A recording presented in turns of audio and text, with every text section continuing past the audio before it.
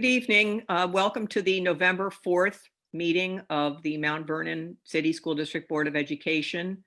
Mr. McCormick, would you please take the roll? Yes, good evening, everybody. Trustee Crump, Trustee Red, Here. Trustee Turnquist, Trustee Mitchell, Here. Trustee Patterson, Present. Trustee McOwen, Present. Trustee White, Trustee White, Trustee Saunders, Present. Trustee Saunders, Here. and Trustee Miller. Here. A quorum is present. All right, then. Good evening, everyone. It's Wednesday, day after the election day.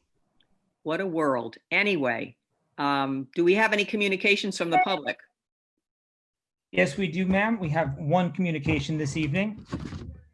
It reads, Madam President and Honorable Trustees, my name is Shaji Zachariah. I am the Director of Business and the Treasurer for the Mount Vernon City School District. I am the President of a charitable organization named Wise Service Club of Westchester, New York, affiliated to Wise Men International, headquartered in Geneva, Switzerland.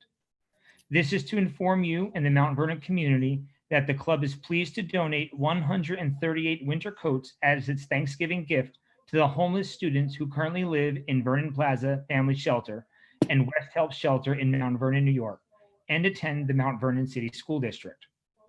The club partnered with Operation Warm, a not-for-profit organization that manufacture and supply winter coats to the neediest kids in North America and raise funds for this noble cause.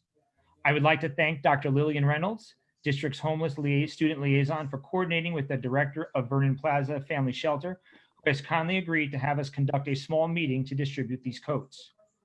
As the current president of the club, I am honored to invite the Board of Education trustees, the Superintendent of Schools, Dr. Kenneth R. Hamilton, and the Mount Vernon community to partake in this event at the Vernon Plaza Family Shelter, 17 South 2nd Avenue, Mount Vernon, New York, on Wednesday, November 18th at 4:30 p.m. Thank you, Shaji Zachariah, President, Wise Service Club of Westchester, New York. That's great. Thank you. Wonderful. Thank you, Saji. Saji. If you can hear us. Very That's much. wonderful. Are we doing any kind of coat drive this year ourselves, or hard year to do things like that, We have, or present drive?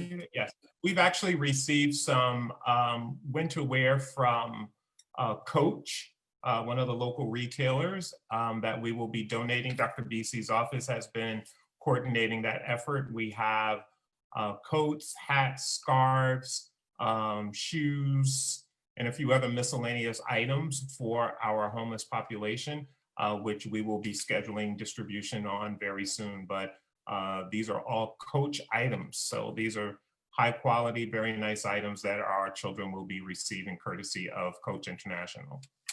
Wow, that's awesome. Thank you. Thank you, BC. We'd all love some Coach stuff. Yeah, right? Okay, I just lost my, I guess it's superintendent's report is next. Is that correct? That is correct. I lost my connection. Again, good evening, everyone. I do have a few items to share with you this evening for your information.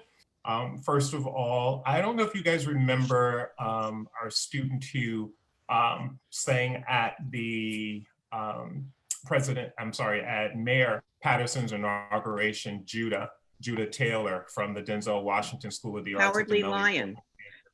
Yes, the Cowardly Lion, exactly. Well, Judah's a 10th grade student, and he won first place at a national competition where he competed with high school and college students for conservatories, and high schools throughout the country were part of this, and Judah took first place. He is also a cast member of the Netflix series that was featured, I guess, about a year and a half ago, When They See Us. So Judah has won this competition, and it's quite an honor because he is so young in comparison to previous winners. And he is also in the Juilliard pre-college program for voice and drama. And he was nominated for the Metro Awards for his performance in the Raisin. So Judah is a rising star right here in Mount Vernon. And I will never forget, Judah came up to me at the mayor's inauguration and he said, "Soup, you may want to get your picture with me now because in time, it's going to cost you." And I will never forget that. So congratulations to Dr. Collins and to Judah for representing our district so well. I'm so proud of Judah. And Did you get it's its a autograph privilege. anyway? I did. We'll Okay. be talking about that one day when he gets his Grammy or Emmy. We'll be talking about it. Okay. Also, just to bring you up to date again on our reopening plan. As you know, we have had staff on a rotating schedule to compensate for our bandwidth issues. And we have now reconciled that. And we are beginning to reopen our district in a gradual phase-in approach. So tomorrow, all staff members will be reporting to their work site, unless of course they've been approved for some other accommodations for health reasons. But we are gradually resuming some degree of normalcy as we try to navigate whatever this new normalcy will be. But we are working to get our staff and students back in our building. We're proceeding with our plans. The district will continue its current remote learning for all students until the 16th, when our pre-K through 3 students will return for in-person instruction. And again, that's for those students who have selected the in-person option. Those who are selecting for the remote, who have selected for the remote learning will continue. Their program will be uninterrupted. And then phase 2 will begin on November 30th for grades 4 through 8. And then on December 14th, our high school students, our students in grades 9 through 12 will come back to school again on an alternating schedule. Our high school students will be divided into 2 cohorts, cohort A and B, and students have started getting notification of which cohort they are in. And those students will come on Monday, Tuesday, alternating Wednesday, and Thursday, Friday, alternating Wednesday. Now our elementary, our pre-K through 8 students will be in school full-time, all day, every day, with the exception of Wednesday, which will continue to be our Wellness Wednesday. So I just really want to clarify that. I have gotten a few emails from parents just to clarify when we resume in-person instruction beginning November 16th in this phase-in approach. It is a full-time, 4 days a week program, and Wednesday, asynchronous learning will be provided and synchronous learning will be provided in our Wellness Wednesday approach. So we are excited to start getting back to some kind of normalcy. And again, at the high school level, the cohort designation is designed specifically to create class sizes that are consistent with social distancing guidelines. And we want to remind our parents that they are not able to switch from in-person, from remote to in-person during a marking period.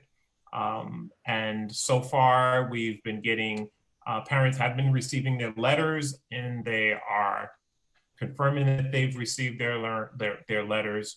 And kudos to our ground facilities and grounds crew for the PPE readiness that they have put in place. And we are ready to receive our staff. I also want to take this opportunity, if I may, to just talk a little bit about the COVID report card that was recently released. So there are some numbers reported on the COVID report card for Mount Vernon. And just to give you some background, every school in the state is required to complete a daily report by 4 o'clock every single day to report cases. If there are no cases, you still have to submit 0 for that day. If there are cases, you have to report the number of cases. Well, it reported that there were students in our pre-K through 8 grade levels that were reported for Mount Vernon. And I need to clarify that we have not reported any student cases because we have not had any student cases because our students are not in school. So there's been some question about, and I saw a little traffic on Facebook about the district not reporting cases and the state effectively reporting on our behalf. That's not true.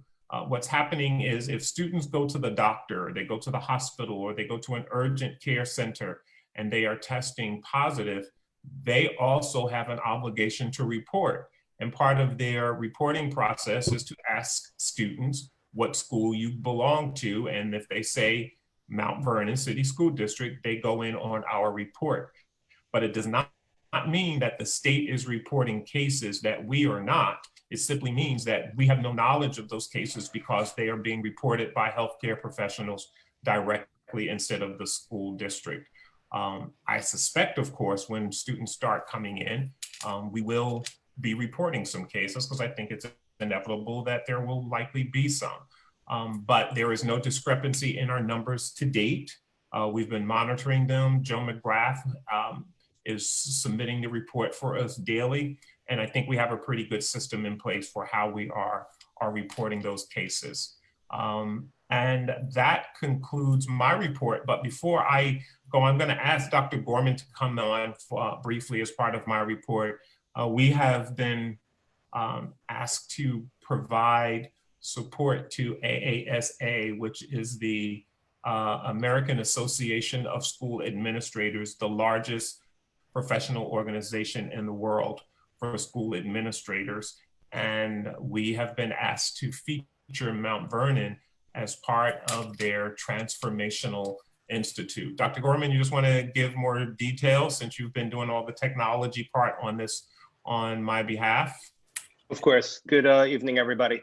So we're really excited. The leadership group that Dr. Hamilton and I have been participating in since we've gotten to Mount Vernon is called the Transformation Leadership Consortium.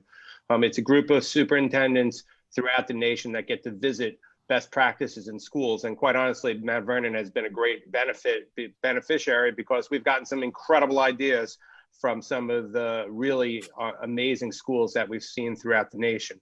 So we sort of take what we can. It's a great thinking session, and we are honored to be hosting the first virtual visit ever. It was supposed to be in person, but of course the pandemic hit. But we were resilient, and we have put together what we think is an amazing agenda on Sunday night and Monday for over 60 leaders throughout the nation. And we're gonna be having a panel discussion on equity based on the All Students Must Thrive book that the staff has been engaging in on a daily basis.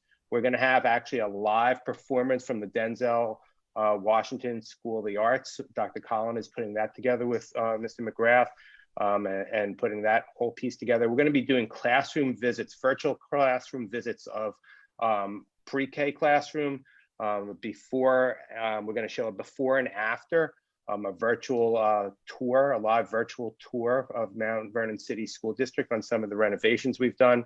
We're going to present our integrated curriculum from the STEAM Academy and visit a couple of classrooms. We're going to visit 3 AVID classrooms throughout the district. And then we're going to do a piece on parent engagement and a technology transformation. And of course, we're going to be using lots of cool digital tools. And we are incredibly excited to be hosting it. Dr. Hamilton and President Miller will be joining us, and we'll be giving an overview and sort of sharing the unique story of Mount Vernon and its transformation over the last 6 years. So while we are nowhere near where we want to be, we know we have a long way to go academically.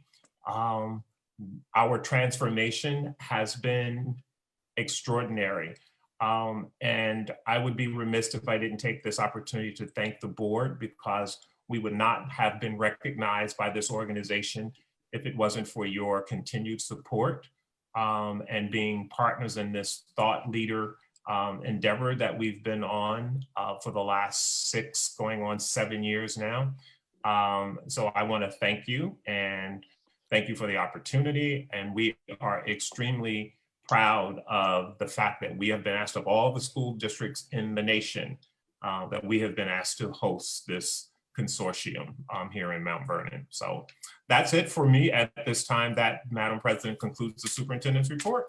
Well, that's awesome news. I look forward to participating, and I really think it's a testament to the incredible creativity and drive that we have in our administration here and our teachers, and I'm just very, very proud to be representing for this organization. I think it's wonderful. Before board reports, which I know come next, and then we have two presentations tonight. I'd like to go to our external auditor report. Scott Oling is here from O'Connor Davies, and we reviewed it in audit committee. We have a very straightforward audit this year.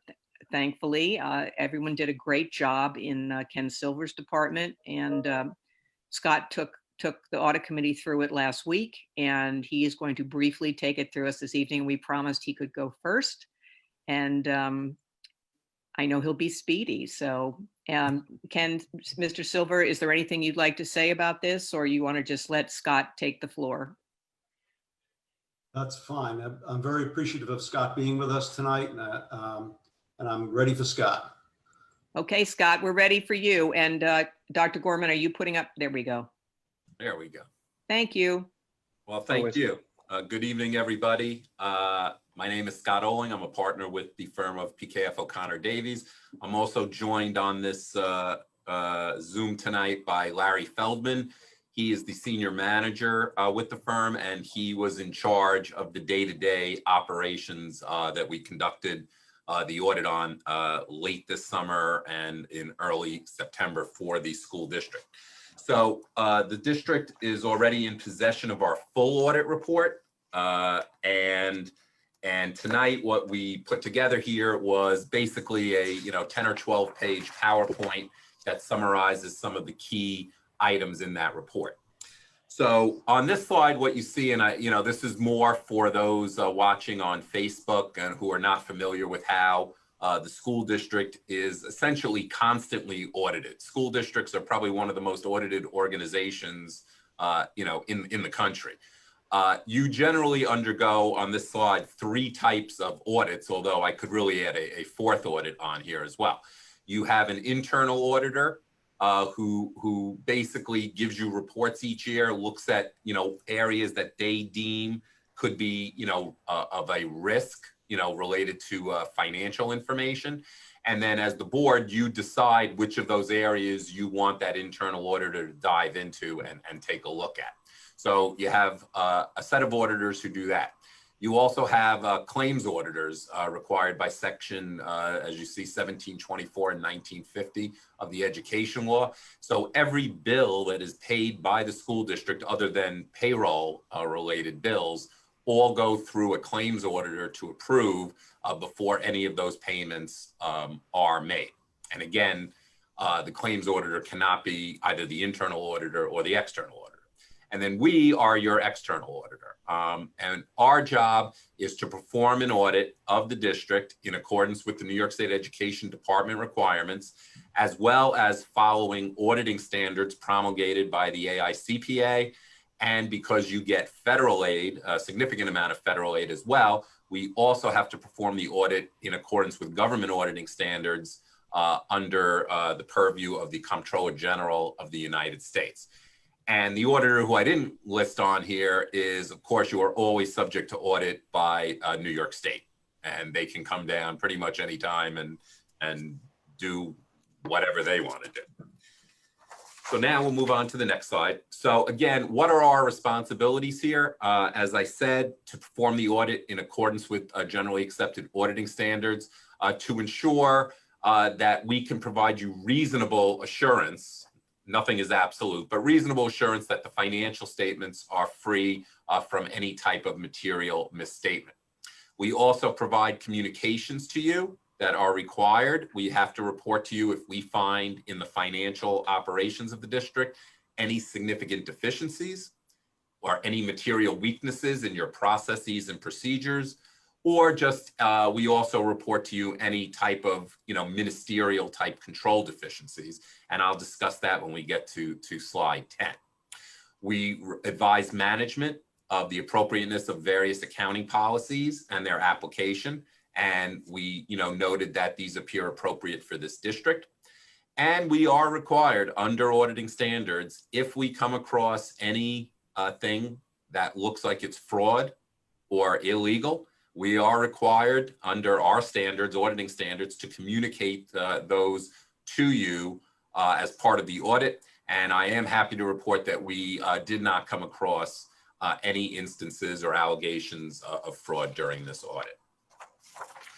Other things that we communicate with you, the important thing for you to know tonight is that the audit report is what's known as an unmodified opinion.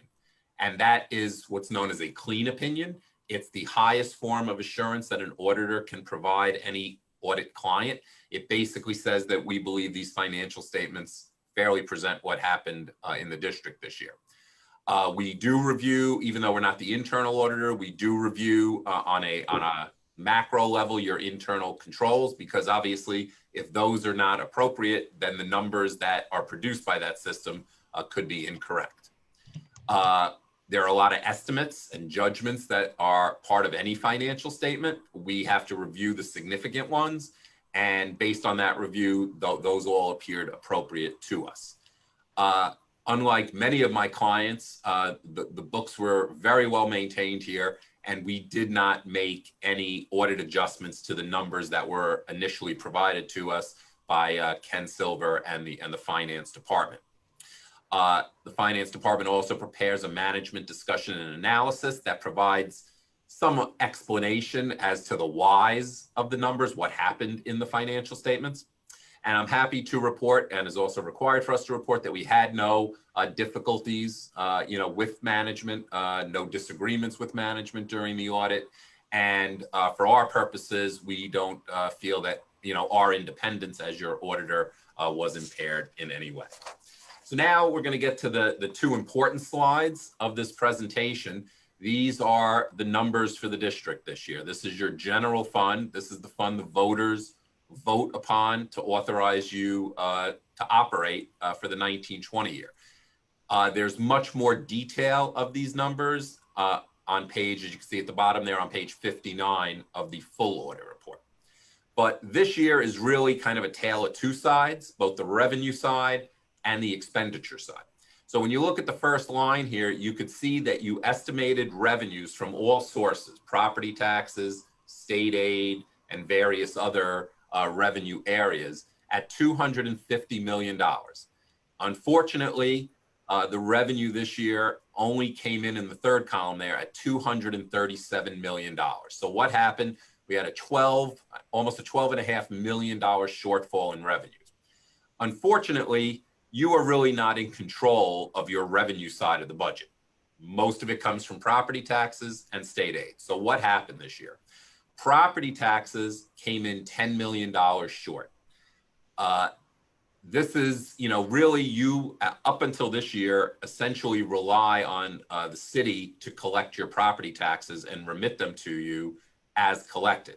They are required to remit to you as they collect, and then 2 years after the levy, they are required to remit to you the balance that they haven't given you, even if they haven't collected it. Then it's essentially their problem to collect it.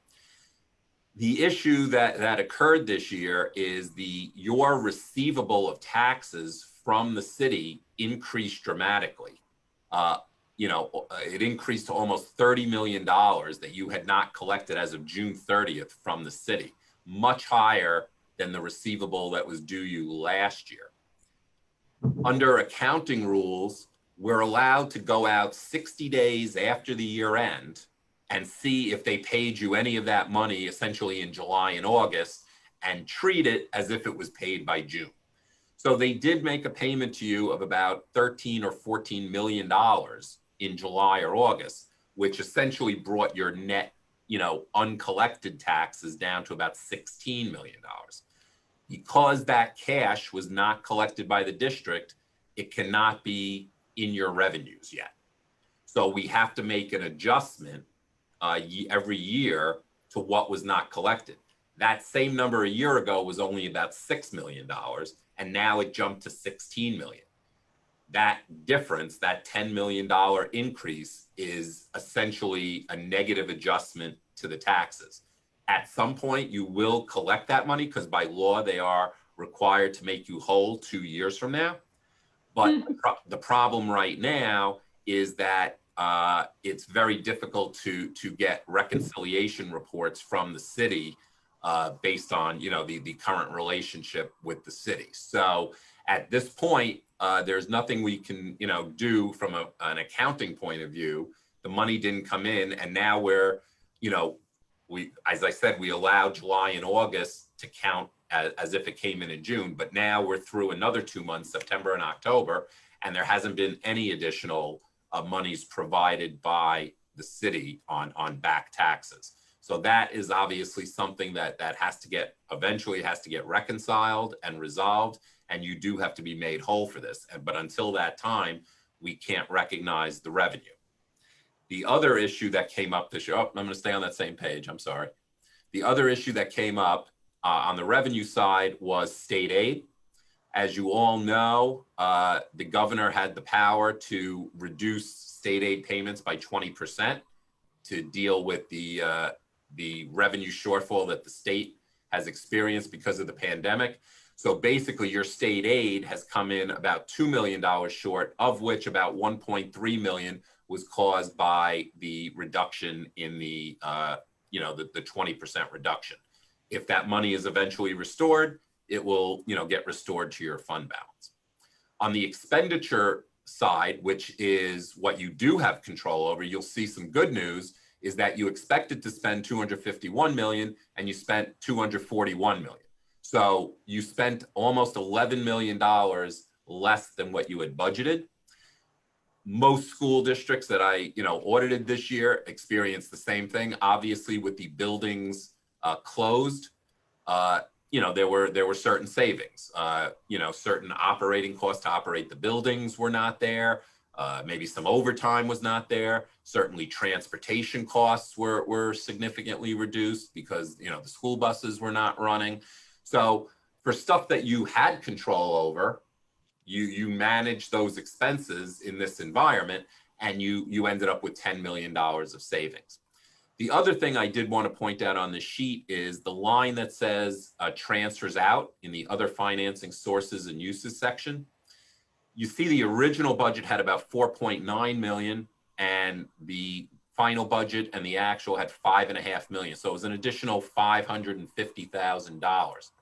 These are transfers that are made to some of the district's other funds, like the capital fund or a school lunch fund, or what's known as the special aid fund. And usually these are things where you have to match like a grant and put up some of your own money to match you know, a federal or state grant. But one of the things that caused you to have to increase the budget this year was you did have to provide an additional $550,000 to the school lunch fund. Obviously, with the schools closed down in March, there are certain costs that you still had to incur from, you know, March through the end of the fiscal year. But obviously, there were no revenues because you weren't, you know, selling lunches. So part of the issue with the general fund balance this year is the fact that, you know, you did have to spend this extra $500,000 to subsidize the school lunch fund. So what does this all mean when you get to the bottom of this sheet here? The original budget anticipated a shortfall of 5.9 million. You thought you would, if everything came in as the budget was originally planned, you would have spent 5.9 million more than what you were going to have in revenues, but you had fund balance from previous years to use to offset that. In the final budget, as the budget was amended during the year, that reliance on fund balance went to 7.3 million because of, you know, funding some additional costs that were not anticipated, some certiorari's and so forth. But the third column, the actual result there shows that your fund balance did decline by 6.6 million. So not as big as what was budgeted for, and that's why the variance in the far right column is a positive $500,000. But your fund balance still declined, again, primarily because of the property tax situation that the collections were much, much less than last year. So overall, when you take that 6.6 million off of your fund balance that you started the year with of 26 million, you're left with where you see the 19.7 million. If we now go to the next slide, you'll see I've now shown you a snapshot of your fund balance for this year and for last year. And you see at the bottom there, it's the same $19 million, but your fund balance is broken up into these different pots.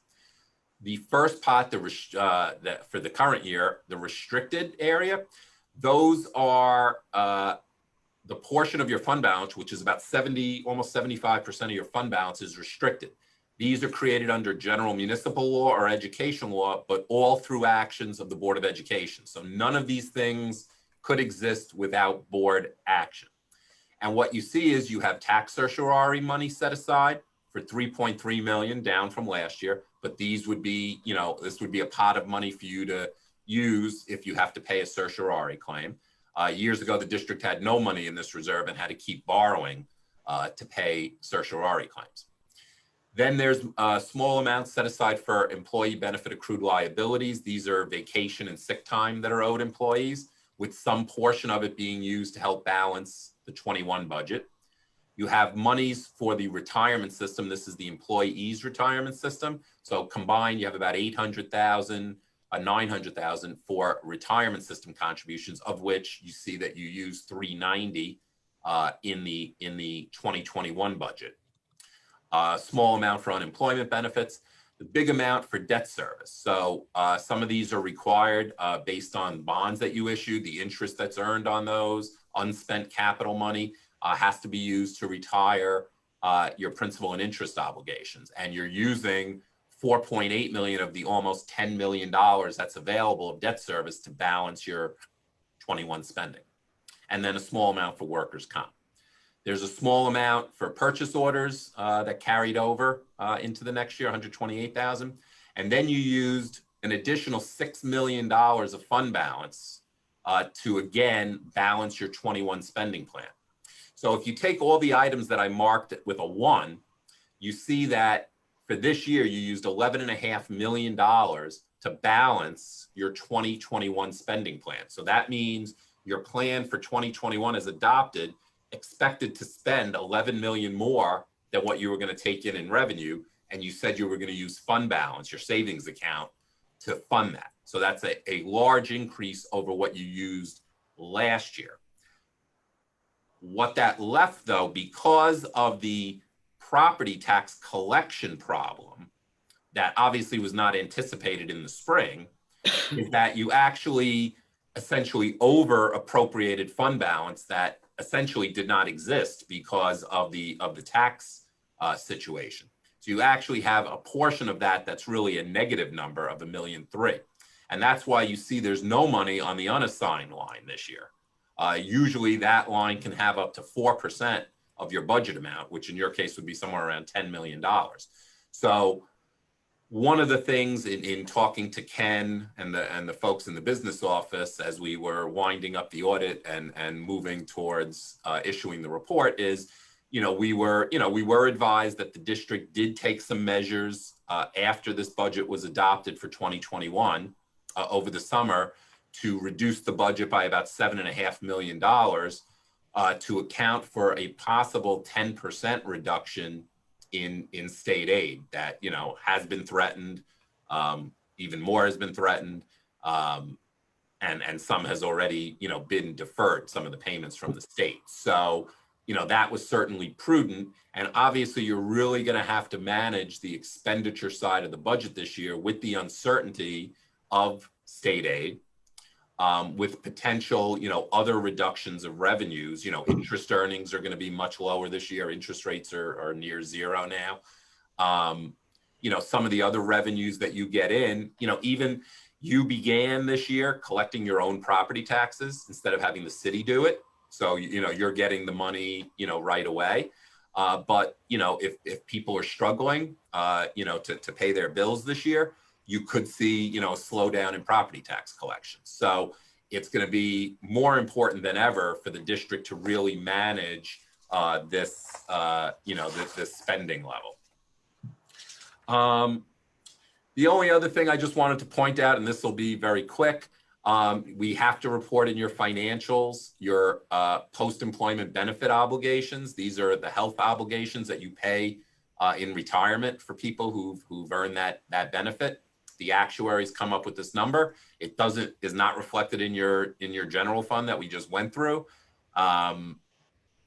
Basically this is just, has to be presented in the financial statement. And what this shows is that, you have, a present value obligation of $434 million to pay post-retirement health benefits. But everybody has this same issue. On the next slide, it's just talking about the state pension plans. And a thing to note here is in the third bullet, and again, we have to report your share of the state pension liability. When the ERS system, the employee retirement system, measured their value, which is done on the state fiscal year of March 31st, obviously the stock market had crashed in March. And basically the net pension liability on a statewide level increased to $26 billion. In other words, the liabilities of the retirement system were $26 billion more than the assets this year, up from being short $7 billion. So, that is something that leads to increases in rates because they have to replenish, the fund. So I think Ken will certainly tell you that the proposed ERS retirement rates are scheduled to go up slightly next year as you work on next year's budget. The TRS is a little deceptive because they have net assets. Their assets exceed the pension liability by $2.6 billion this year, up from $1.8 billion. But this was valued at June 30th, 19, even though it says June 30th, 20. We used the 19 numbers for 20, but obviously when they revalue it this year at June 20, I would expect, it to be down somewhat. So again, the importance of this is this impacts the contribution rates that you have to budget and pay for. Your TRS rate was increased in 2021 over the 1920 rate. And, so you have to raise more taxes to fund that. And then just wrapping things up, we did not report any material weaknesses in your financial operations or significant deficiencies.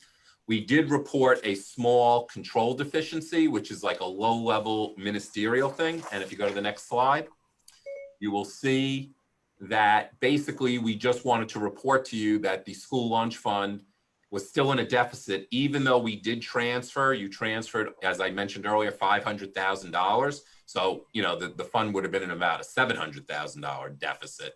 So this is obviously something, that again, you have to monitor given these strange times. And then just finally, we provided the report to Ken and Saji by the October 15th deadline. The state has set up a portal where, all these things have to be filed. And, everything was filed by the district on time. That wasn't always the case many, many years ago. The district was late in filing. And the state's way to get you to file is to withhold state aid. So that happened in the district many, many moons ago. But now, the district has been prompt in filing its audit. And that's all I have. I'd be glad to take any comments or questions that anyone on the panel has. Thank you so much, Scott. And, I think the good news is that understanding we had a challenge with collecting our collected property taxes from the city, we did take that early action to reduce expenses pretty dramatically. And I think everyone's aware that we may have to do it again, but we know how to do it. We know how to tighten our belts. And anyway, I'm glad that we did that and that the administration was able to do that successfully without too much pain, even though it's terrible to have to cut ever, anytime, but it's a reality. So does anyone on any of the trustees have any questions at this time? Okay, great. Well, thank you, Scott. Thank you. Thank you. Thank you, Lawrence, even though you did just sat there. I was here. Thank I know. you. I was really comforting knowing you were there, man. I was ready for it. Thank you. Bye. He does all the work and I get the credit. So. I know, I don't get that. Lawrence, next time you get to talk, okay? Scott's so fluent. He's Oh. very good. All right. All right. Thank you, gentlemen. We appreciate it. And we're happy to have a nice audit. Thank you. And again, I want to thank Ken and Saji for all their, assistance in moving this audit along. This is a very big school district, very complex school district. And, we're in contact all year. It's not just, at the audit. We talk about things throughout the year so that, it's one less thing to have to question at, the end of the year. So thank you, Ken and Saji. Thank you, Ken and Saji. Great.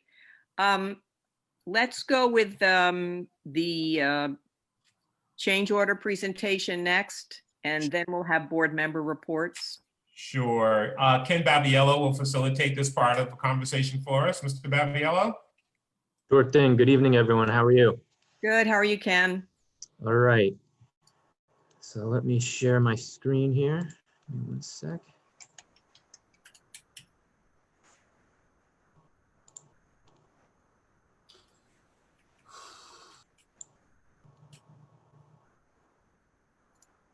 Okay. How's that look on your end? Good. Good. All right, great. So we're going to give you a snapshot summary of where we are with the totals of bond change orders to date.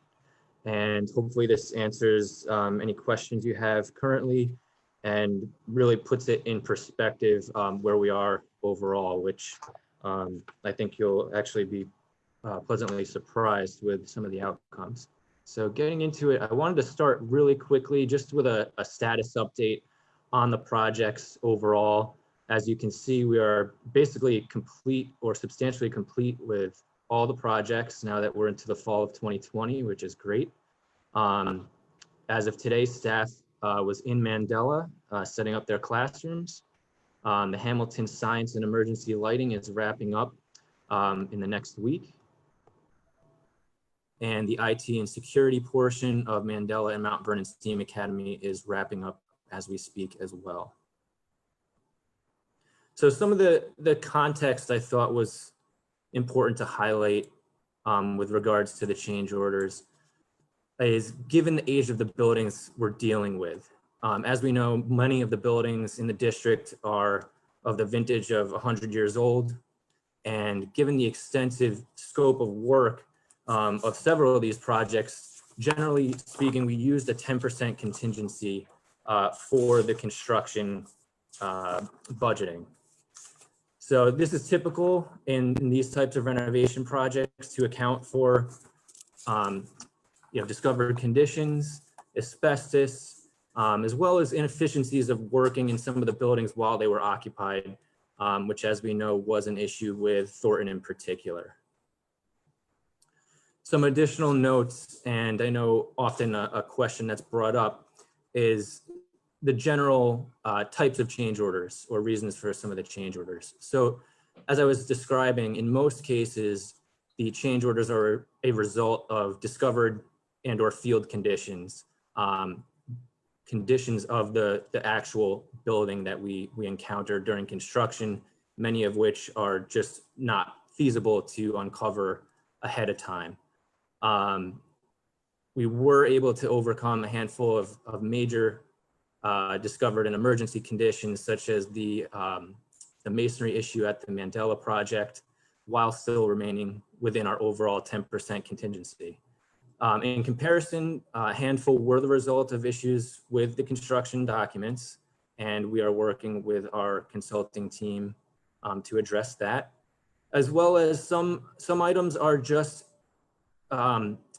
issues that we wanted to address while we had construction work happening on site, and would be a request that we as the district made to have addressed while we could capitalize on a cost efficiency of already being under construction in some areas.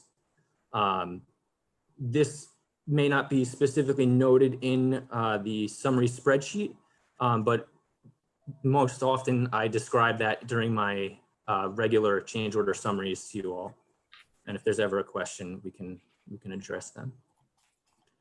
So getting into some of the process that we've implemented throughout the bond construction,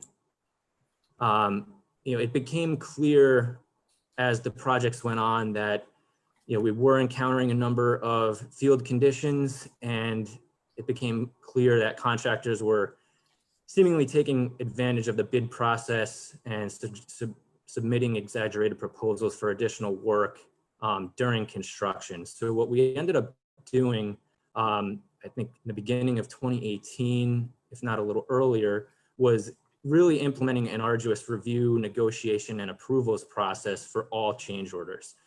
So that process in recap was we would receive a proposal, it would be reviewed by the construction manager, then the architects of record, then the district.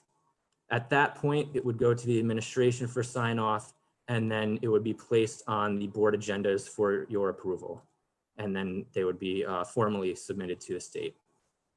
So a result of this was actually substantial savings for the district between original proposal amounts received versus what our team was able to negotiate and agree to.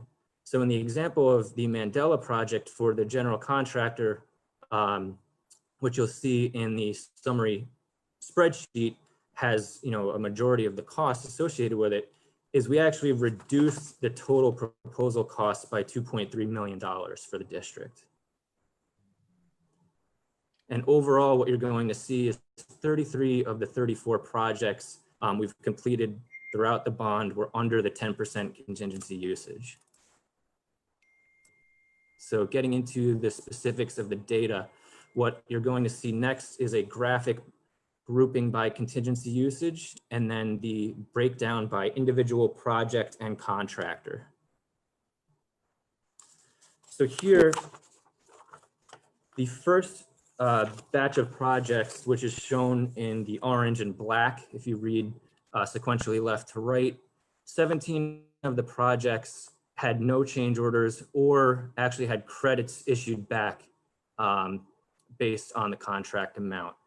So those first four, you can see the credit percentages ranging from minus 10.3% to minus 1.3%.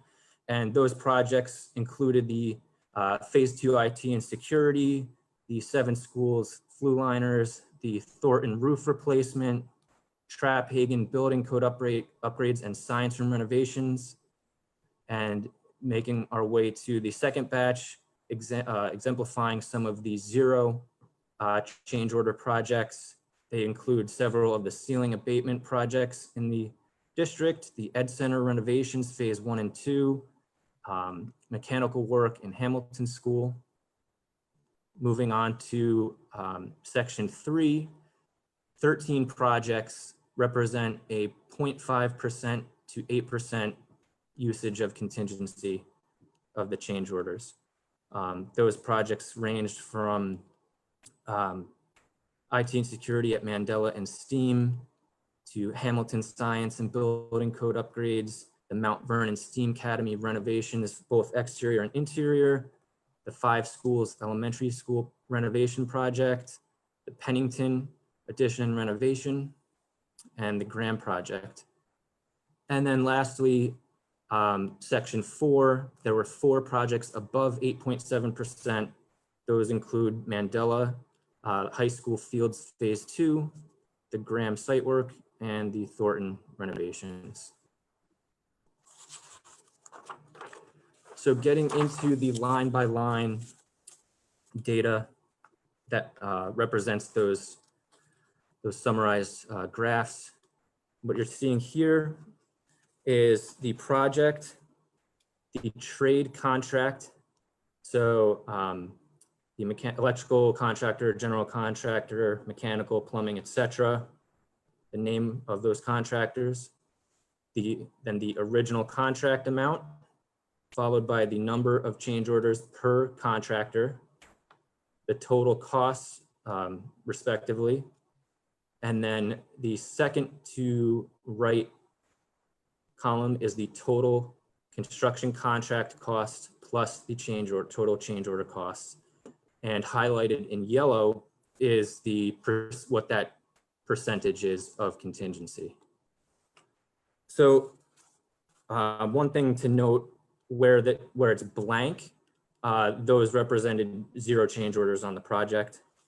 And following this, I'll go through this a little bit, and then following that, I pulled out a handful of projects to highlight that represent the varying scales of projects that we had in more of a digestible snapshot format, which I think will help quickly understand what we're talking about.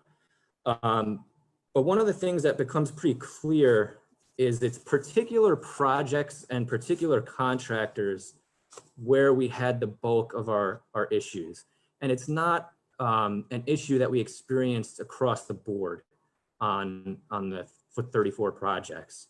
So you're gonna see, certain lines, for example, a general contractor, where there's a high number of change orders, whereas other projects, and going to the next slide so you can see more of the projects, we have 2, 3, 1, 9. So as you can see, it's particular instances where we experience the bulk of the change order costs. And it's also worth noting that this isn't unique to Mount Vernon. In speaking with our consultants, the construction managers, consulting architects, and even other school districts, they experience similar trends. And this is just a continuation of the summary spreadsheet, or the specific spreadsheet line by line. And you can see, again, some projects we had a credit, some are very low percentage of contingency use, 0.5. Others are a little higher, 8.7, 3.9. Moving on. So getting to some of the highlights, which is a little easier to digest, and then we can always go back to any specifics if you'd like. Here is the Mount Vernon Steam interior and exterior project. So this was actually bid as separate projects, but for the purposes of this discussion, we combined it into one project since it was one school. The total contract amount was 8.5 million. The total number of change orders was 52, which equated to $330,000, which equates to only a 3.9% contingency usage. And you could see the results of that work. We have some fantastic STEAM Academy classrooms. We have a brand new roof on the entire building. We have an updated front entry. Getting to, and I would say that was a medium to large scale project for us within the bond. Highlighting a smaller scale project, we have the Traphagen Science renovation and building-wide lighting code upgrades. The contract total amount was $439,000. There were only 4 change orders. And actually this equated to a credit due to accepting allowances, or not using some allowances that we had built into the project. So we actually had a negative 1.3% contingency usage on this project. The Pennington Addition and Fields projects, again, this was separate contracts, but combined into one project for the purpose of this review. The total contract amount was 14 million. There were 106 change orders equating to $1.1 million, which equated to an 8% contingency usage. And getting back to my previous point, when you look at the spreadsheet, you'll see that it's a specific instance where the bulk of those change orders occurred. Highlighting Mandela, the contract amount was 17.1 million. There were 91 change orders equating to 1.5 million, equating to an 8.7% contingency usage. And you can see some snapshot photos of the completed spaces. And I believe there'll be a tour at some point in the near future. Moving on to more of a district-wide project, we have the Security and Technology Phase 2 project and Phase 3 project. Phase 2 included Graham, Pennington, and Thornton, and Phase 3 includes Mandela and STEAM Academy. Phase 2, the total contract amount was 1.8 million.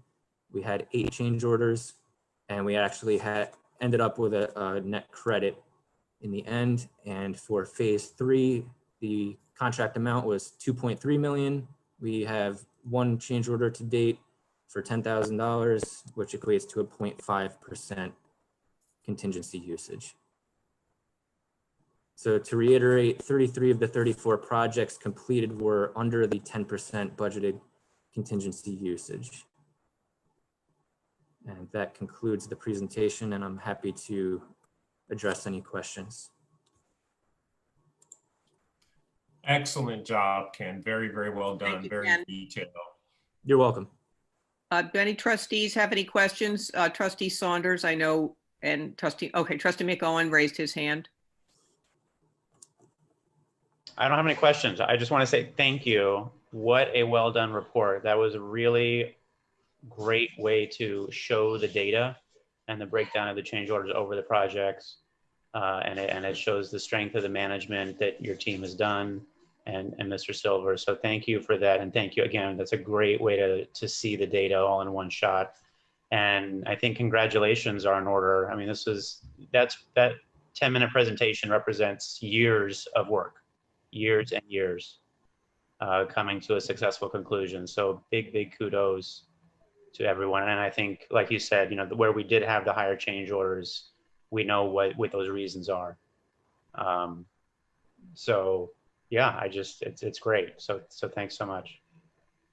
You're very welcome. And yeah, you know, there's a lot of work that goes on behind the scenes, and you know, it's not just me. There's a whole team of people that really have the district's best interests at heart. You know, guys like Kevin Austin, myself, Michael, our construction managers, and consulting architects. You know, we're in the trenches every day for you guys. So thank you. Yeah, and especially for Mandela. I mean, I know obviously we use most of the contingency there, but even still, I mean, a lot of trustees, myself included, had a lot of reservations about this project and a lot of concerns about going significantly over budget, which it looks like, you know, fingers crossed, that didn't happen, at least to the scale that it could have. So all in all, Absolutely. Success. Yeah, Thank you. I'd like to say thank you. That was a very good presentation, and it was very thorough. I'd like to see at some point the more detail that you say you have. But yeah, overall, it was very good. Thank you so much. You're welcome. Thank you. Thank you, Mr. Baviello. And I think as far as that detail is concerned, I think that maybe that could be taken up at a buildings and grounds or facilities meeting. It could be, you know, Trustee White, maybe you and Trustee Saunders and Trustee Crump could coordinate on that committee and review the detail to make sure you're satisfied that everything's in order and we did the best job we possibly could. Thank you. Very good. Thank you. Thank you. Thank you very much, team. I really appreciate it. I appreciate the transparency, and I'm sure the community does as well. Exactly. You're very welcome. Okay, board reports. I don't know who has them, but anyone may raise their hand and give a report. I know Mame has one. Yeah, I know Mame does. Where is she? There, she's smiling. She's raising her hand now. Okay, Mame. There's music in the background, I don't know if you can hear that. All right, so first, some students have expressed concerns about excessive restrictions on our laptops because it's making it really difficult to watch some videos that are for school, like for Delta Math. I can't watch the videos because everything just says that it's like just restricted. So is there a way to fix that? actually got a couple of emails from students talking about those restrictions as well. And I explained that we put some of those restrictions on in order to block sub-sites. Unfortunately, other sites get captured in that block. But I am going to talk to Mr. McGrath about how we might be able to ease some of those restrictions so that students can get on them. But I have received several emails from students to that effect. So thank you for bringing that up, and I'll talk to Mr. McGrath about that offline. Can't we whitelist certain sites based on the curriculum that the students are having, or? Yes, we started out doing that, but found that it was hard to have an all-inclusive list. Because even, I mean, we had YouTube blocked at one point and we opened that, and then there were other triggers that would bring certain sites up we didn't want students to see. So we've been trying to navigate our way around that. Okay. But Mame, if there are particular sites that would be helpful that would help us narrow this down, you could shoot those over to me as well. And then we could certainly add those. And then as we encounter others, we can modify the list accordingly. Yeah. I'll send you that. Thank you. Okay. Right. Next. So the uncertainty about Wednesday. So is it going to become a full week once we start the hybrid? Because that's going to take a toll on students and teachers alike. So is that going to be gone? No, the hybrid, the cohort schedule that I referenced earlier, I'm not sure you were on, but high school will come back Monday, Tuesday, alternating Wednesday, and Thursday, Friday, alternating Wednesday. So no, you won't have a full schedule. Eventually, we will get back to a full schedule. And I have to really say that my goal is to get everybody back on a full-time schedule. That will not happen until we get a handle on how many cases we're going to have once kids start showing up. And what I want to avoid is stop, start, getting kids in, having to close, getting kids in, having to close. So I really want to avoid that. I don't anticipate we will be ready to even approach that until the first of the year. And then we may talk about bringing kids back in larger numbers at that point, depending on what COVID patterns display. But right now you'll be okay, but I'm telling you that eventually you guys will be back and hitting the grind. That's my goal. All right. And then the last thing is just an announcement. So for grades 6 through 12, students that will be attending school on site that currently do not have school IDs should come wearing a mask to Denzel Washington or Mount Vernon High School on the following schedule to have pictures taken. 6th to 8th grade students on November 4th or November 18th from 9 to 12. 9th to 10th grade students on November 4th or November 18th from 1 to 3. And 11th grade students on November 11th or November 25th from 9 to 12.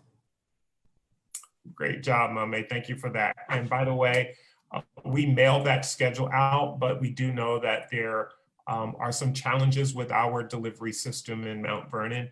So we are going to be extending some of those hours for students who may not have gotten their letter in time to take advantage of today, for example. So we will be sharing additional times for that as well. Has that schedule been posted on the website?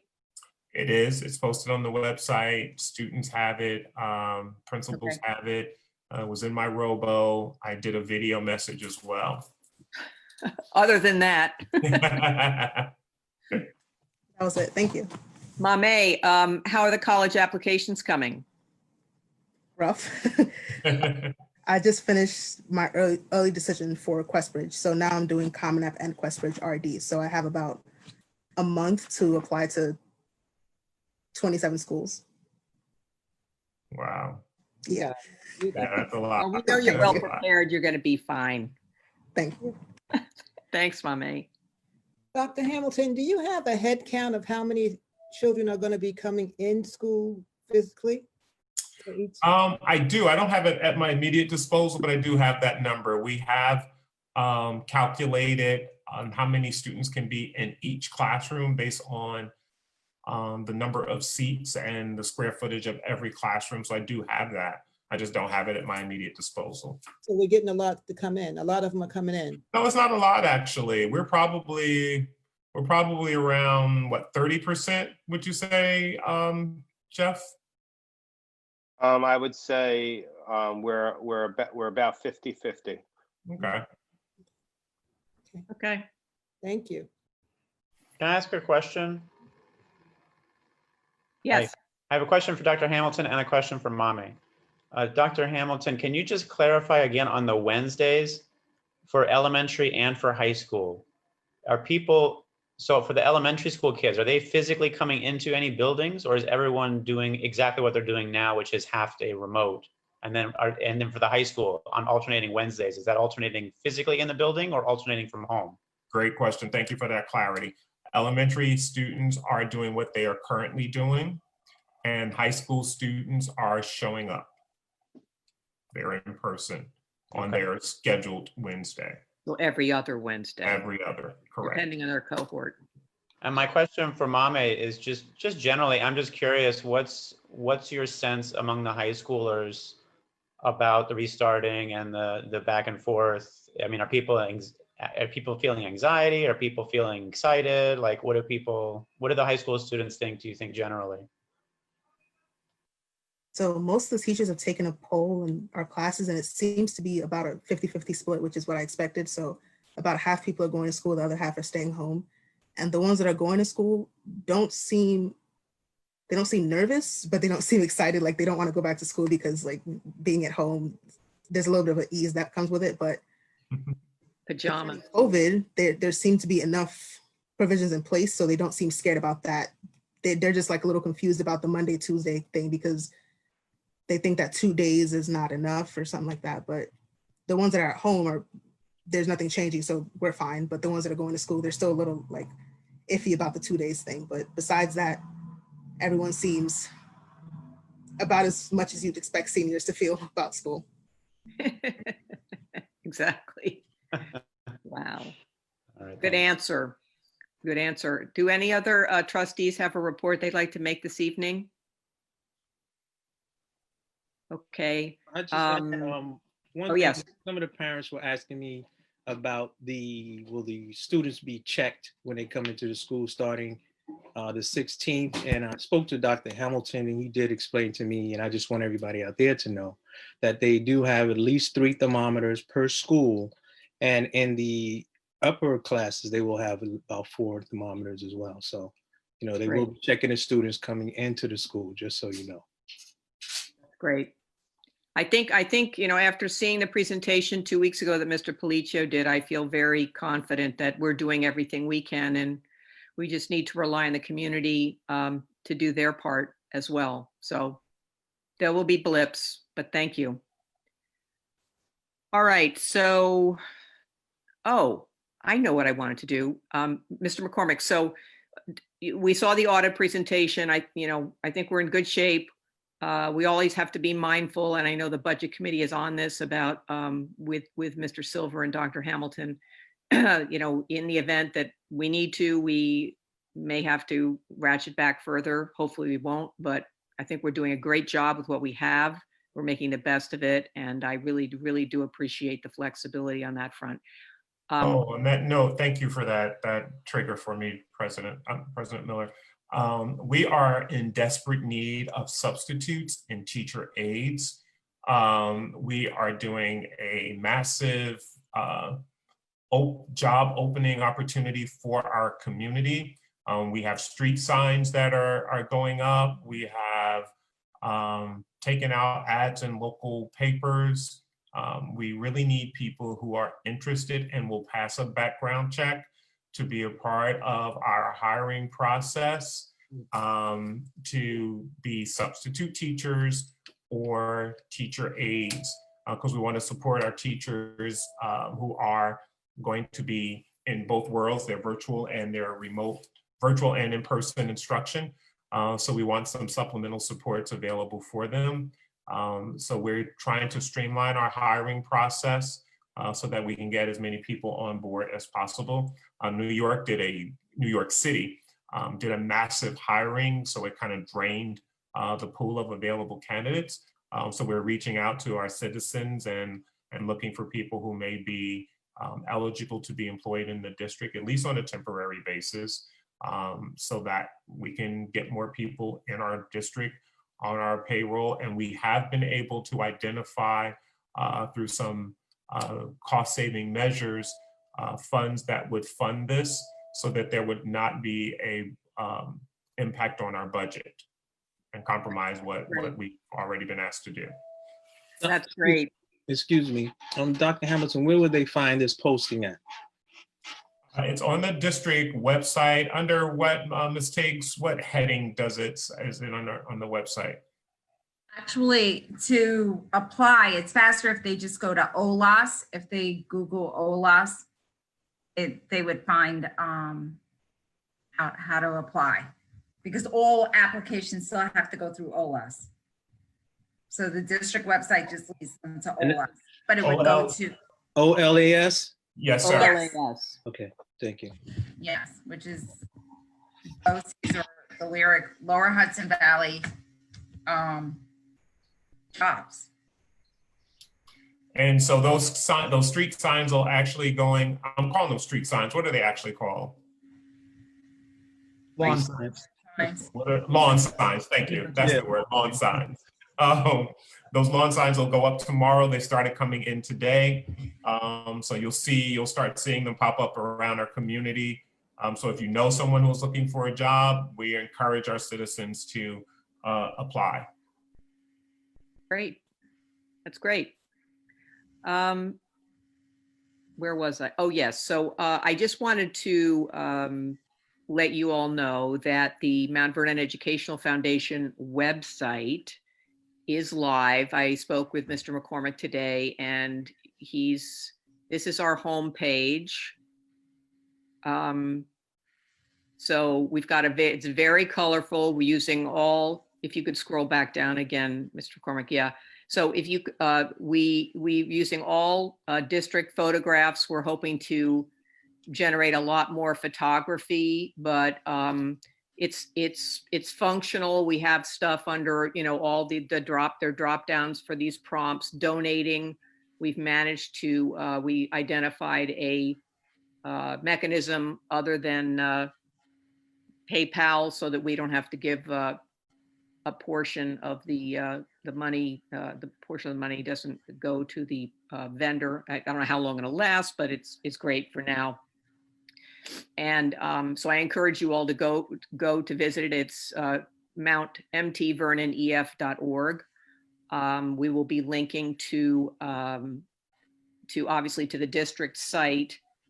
And the next step for us is we had a strategic planning meeting on Sunday, last Sunday, and we are we've identified our 3 pillars, 3 areas we want to focus on for our fundraising, and we'll be meeting. Plan is to meet with Dr. Hamilton and some of his team to discuss those 3 pillars and to identify some of the projects. And Ken, thank you, Mr. McCormick. And Ken, also, we're going to talk hopefully this week about those 2 projects that we potentially have. In fact, that while you were talking, I just texted Michael for a status report on that. So that's perfect timing. The website looks great too. Really is very eye-catching. It is. It's fun, and hopefully it'll just encourage people to give us tons of money, which we can pass on to the district. Okay. So, Mr. McCormick, I believe we have to go into an executive session briefly. Yes, we need a motion to enter executive session to discuss the employment history of a particular person. Motion. Second. All in Trustee Begg, favor? Trustee Saunders. Aye. Aye. We'll be about, what, 10 minutes? Yeah, about 10 minutes. I need Mr. Christoph, Mr. Silver, and Dr. Gorman. All right. We're back. I need a motion to re-enter public session. Motion. Second. All in favor? Aye. Great. Aye. We're back. Thank you. So now we're going on to the business of the evening, which would be the approval of our resolutions. So may I have a motion to approve Human Resources Resolution 4.1? Motion. Oh, motion. Trustee White. Second. Trustee Saunders, Questions, comments? Concerns? All in favor? Aye. Aye. Aye. Opposed? Abstain? All right, motion carries. I need a motion to approve Business Office Resolution 5.1. Motion. Second, Trustee Red, Trustee Saunders. Any questions? Did you all have an opportunity to read the resolution that came on this afternoon that Rick advised us about the emergency 30-day emergency bus contracts? yes. I'm okay with that? Okay, great. All right, so all in favor? Aye. Aye. Opposed? Abstain? Motion carries. I have a motion to approve School Improvement Resolution 6.1. Motion. Trustee Second. McMillan, Trustee Patterson. Any question about this resolution? Okay, all in favor? Aye. Aye. Aye. Opposed? Aye. Abstain? A motion to approve School Improvement Resolution 6.2. Motion. Trustee White, Second, Trustee Saunders, Any questions about this resolution? All right, all in favor? aye. Opposed? Abstain? Motion carries. Next resolution, I need a motion to approve Student Services Resolution 7.1. Motion, Trustee Saunders, Second. Trustee McOwen, Any questions about this resolution? I have a question. Okay. On number 9, the surrogate parents, can somebody remind me what their role is and why are we changing them? Who they are? Alicia, Dr. Gaon? They were originally listed together with the CSE chair people. However, when we redid the resolution, it's better if the board appoints them separately. They can be used when a child comes to the district and does not have parents. We can't find the parents, or the parents are not able to adequately represent the child. Sort of like a guardian ad litem. Lawyer talk there, huh, Dr. Gaon? Mm-hmm. Yeah, right? Some fancy talk there. Okay. Does that answer your question, Mr. McMillan? It does. I'm a nerd. I took Latin in high school, so I'm familiar with the term. More of us probably should have. All right, so all in favor? Aye. Aye. Opposed? Abstain? Motion carries. Motion to approve Buildings and Grounds Resolution 8.1. Motion. Trustee McOwen, second, Trustee Saunders, Any questions about these items here? There are a few change orders in here. Just the ones for Piazza. I know that we had a conversation about one, I don't know, things that we were expecting to come later. Was this one of the ones? There's 3 in there, but were these the ones that were mentioned at an earlier meeting? Mr. Baviello? Yeah, so in the change order summaries, or the contingency summaries we've been providing for Mandela and STEAM, we always are accounting for anything we foresee in the pipe. And these amounts would be covered in those estimates. And these 3 that relate to Piazza and the soil are the culmination, or the last of those soil related issues. And we had a couple on the last 2 meetings as well. You know how much I love the word last, right? Last. Most I am these very were much looking forward to also- the last of all change orders. These were also the ones that were negotiated too, so we were able to negotiate these down as well. Yeah, I noticed that. Great. I have a question. Is this same site work? Is this site work mostly done now? And is it, wasn't there an issue with some of the neighboring construction also? And has that been worked out in terms of resolving in and out of construction vehicles and all that? So the neighboring site, unfortunately, has just broken ground. That construction project's going to go on for about 2 years. Our site work we're coming up on substantial completion of our site work, but the adjacent property is going to be there for a while. I know we've sent a letter to them. How's our relationship with them? We have a good relationship with the actual owner and the contractors. You know, there's some issue on some sewer tie-ins and stuff like that that affect our property, but we're working that through the city, and we're confident that we'll be able to come to a good resolution with them. I think they'll be good neighbors. Okay. Have we had the conversation with them about hours upon which we're supposed to be making, like, I don't know, really loud noises with big machines that go boom, boom, boom, and when we should not be doing that? So the issue is that they're actually breaking ground now. So they're actually chiseling rock, trying to find bedrock and whatever they're using for foundational support. So yeah, unfortunately, the work commences between 7 a.m. and 4 p.m. I mean, that is the work time for this entire site, and it happens to coincide with the hours of school. So it is going to be some challenges there. There will be some noise challenges. Do you think if we spoke to the mayor or whoever's in charge, they can decrease some of those hours? I did reach out to the mayor. We do have a follow-up conversation that we need to have in this regard. Part of it is when students come back on the 16th, I think we'll have, as we get into the winter months, I think some of it will subside just by virtue of the conditions for construction.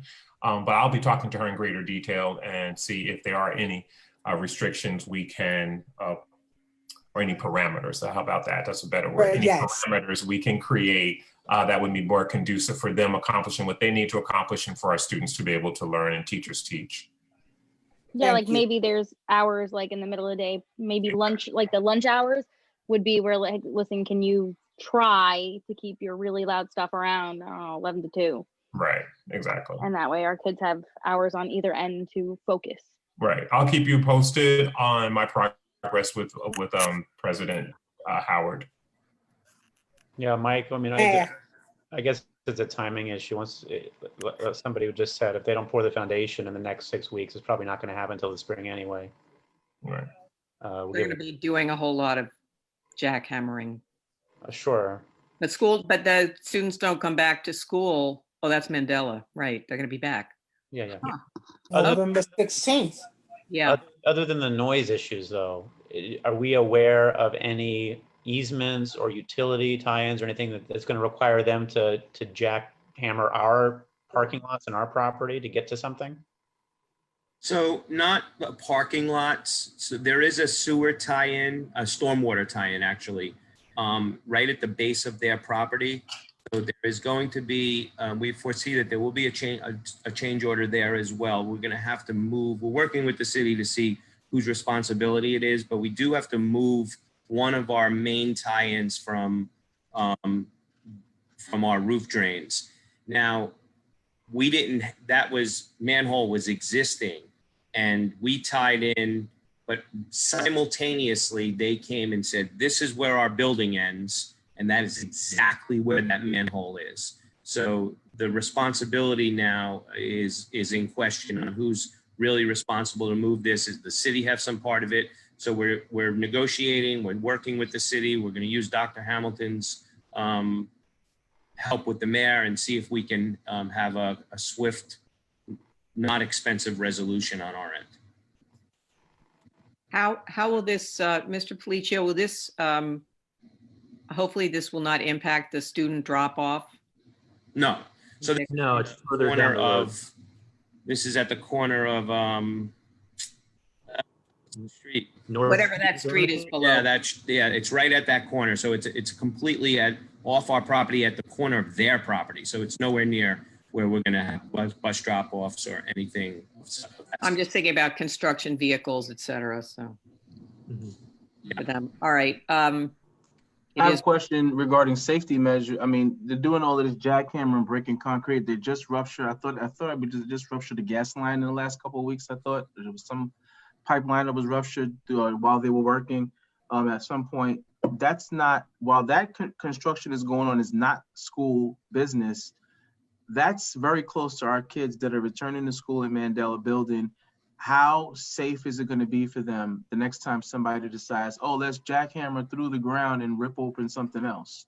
What are going to be, what kind of, kind of guarantees, or do we have contingency plans in place so that if something like that happens, to get kids out, we got to alert parents, things like that? I mean, we're going to use normal protocols, but I'm just thinking along the lines of what parents whose kids are going to be going to Mandela are thinking right now. So their main utilities, gas and electric, they are off, and they did push with the bucket. They pushed a gas valve that was right at the street line on Gramerton. They pushed it just a centimeter off center, and it caused a gas leak. So Con Edison immediately responded. The fire department immediately responded. We completely evacuated the building. We have an evacuation plan in place for when the students and staff are in the building. We have locations in place, so we're ready for any of those type. That was it was an anomaly, that particular incident that happened. It was an immediate response by the city and Con Edison, and everybody was safe from dumpstering on that immediately. So we feel confident with that. okay, great. Thank you so much. If we've answered all the questions, I would need to ask all in favor. Aye. Aye. Aye. Aye. Opposed? Abstain? The motion carries. May I have a motion to approve Superintendent Resolution 9.1? Motion. Trustee Saunders, Second. trustee White. Motion. Second. Any questions? I know we just discussed this. Okay. Mhm. All in favor? Aye. Opposed? Abstain? Same. One abstention. No, two. Two. I heard trustee Patterson. And trustee McOwen. Owen. Patterson and trustee McOwen. Motion still carries. Okay. May I have a motion to approve the minutes, Board of Education Resolution 10.1, the minutes from October 20th? I guess we'll have some abstentions there too. May I have a motion? Motion. Trustee White or trustee Saunders? Second. Thank you. Is that trustee Red? Yes. Got it. Any questions on the minutes? All in favor? Aye. Aye. Opposed? Abstain? I abstain. Same. Trustee McOwen abstains and trustee Patterson abstains. Great. Motion carries. All right. That's it for the evening. May I have a motion to? Motion. Second. Motion. You guys are in such a rush. It's early. What's wrong? What's wrong with us? We don't have You want to go anything all night? else? You want to go all night? No. Record breaker. I think we had one meeting that ended at 8:30 a few weeks. So we're going to break a record. months ago. It's always good as long as we can get our business done. We know we have to do our business every couple of weeks. As long as we can get it done early and quickly, fantastic. So thank you, everyone. Thank you, team. Thank you. Thank you. We'll see you all in a couple of weeks. Everyone, Trustee please. Miller, we just need a vote. You have a motion and a second, but we didn't vote. Oh, Sorry. there you go now. You're still There you trapped. go again. I'm sorry. So I'm rushing it again. All right. All in favor? Aye. Aye. Aye. Opposed? Aye. Opposed? No? Okay. Abstain? All right. So see you all soon. Everyone, please stay safe. Thank you, everybody. Night. Enjoy this weather, but keep your mask on.